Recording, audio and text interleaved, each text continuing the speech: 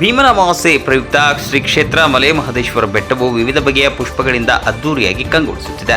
ಈ ಅದ್ಭುತ ಅಲಂಕಾರದ ಮುಂದೆ ಇರುವುದು ತಮಿಳುನಾಡಿನ ಹೊಸೂರು ಮೂಲದ ಭಕ್ತ ರಮೇಶ್ ಅವರ ಅಚಲ ನಂಬಿಕೆ. ಪ್ರತಿ ವರ್ಷದಂತೆ ಈ ಬಾರಿಯೂ ಸುಮಾರು 15 ಲಕ್ಷ ರೂಪಾಯಿಗೂ ಹೆಚ್ಚು ಹಣ ಖರ್ಚು ಮಾಡಿ ರಮೇಶ್ ಅವರು ಉಚಿತವಾಗಿ ದೇವಾಲಯದ ಅಲಂಕಾರ ಮಾಡಿಸಿದ್ದಾರೆ. ಗರ್ಭಗುಡಿ, ರಾಜಗೋಪುರ, ದೇವಾಲಯದ ಹೊರಾಂಗಣ, ರುದ್ರಾಕ್ಷಿ ಮಂಟಪ, ಮಲೆ ಮಹದೇಶ್ವರ, ಬಸವ ವಾಹನ ಹಾಗೂ ರಥೋತ್ಸವ ಮಾರ್ಗವನ್ನು 20 ಬಗೆಯ ಹೂವಿನ ಅಲಂಕಾರದಿಂದ ವಿಶೇಷವಾಗಿ ಅಲಂಕರಿಸಲಾಗಿದೆ. ಅಲಂಕಾರದಲ್ಲಿ ಲಿಲಿಯಂ, ಆಕ್ಸಿಡ್, ಕಾನ್ಶೆನ್, ಜರ್ಬೆರಾ, ಡೈಸಿ ಸೇರಿದಂತೆ 5 ಬಗೆಯ ಹೂವುಗಳನ್ನು ಮತ್ತು 5 ಕಲರ್ ಗುಲಾಬಿ ಸೇರಿದಂತೆ 20 ಬಗೆಯ ತಾಜಾ ಹೂವುಗಳನ್ನು ಕೇರಳ ಮತ್ತು ಬೆಂಗಳೂರಿನಿಂದ ತರಿಸಿ ರಮೇಶ್ ಅವರ ಸೇವೆ ಮಲೆ ಮಹದೇಶ್ವರ ಬೆಟ್ಟಕ್ಕೆ ಸೀಮಿತವಾಗಿಲ್ಲ.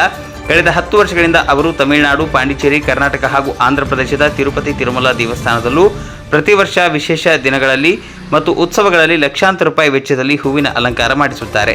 ಮಾದಪ್ಪ, ಮಂಜುನಾಥ, ವೆಂಕಟೇಶ ಎಲ್ಲರೂ ಒಂದೇ. ಅವರ ಅನುಗ್ರಹದಿಂದ ನಮಗೆ ಎಲ್ಲವೂ ಸಿಕ್ಕಿದೆ. ಅದಕ್ಕೆ ಕೃತಜ್ಞರಾಗಿ ಈ ಸೇವೆಯನ್ನು ಸಲ್ಲಿಸುತ್ತಿದ್ದೇವೆ ಎಂದು ಭಾವುಕರಾಗಿ ಹೇಳಿದರು. ಬಣ್ಣ ಬಣ್ಣದ ಪುಷ್ಪಾಲಂಕಾರವನ್ನು ಕಂಡು ಭಕ್ತರು ಬೆರಗಾದರು. ಇಂತಹ ಸಿಂಗಾರವನ್ನು ನೋಡಲೇಬೇಕು ಎಂದು ಭಕ್ತರು ಸಂತಸ ವ್ಯಕ್ತಪಡಿಸಿದರು. ದರ್ಶನಕ್ಕೆ ಬಂದಿದ್ದ ಭಕ್ತಾದಿಗಳು ಹೂವಿನ ಅಲಂಕಾರವನ್ನು ತಮ್ಮ ಮೊಬೈಲ್ಗಳಲ್ಲಿ ಚಿತ್ರೀಕರಿಸಿ ಸಾಮಾಜಿಕ ಜಾಲತಾಣದಲ್ಲಿ ಹರಿಬಿಟ್ಟಿದ್ದಾರೆ. ಮಹಾದೇಶ್ ಎಂ ಗೌಡ.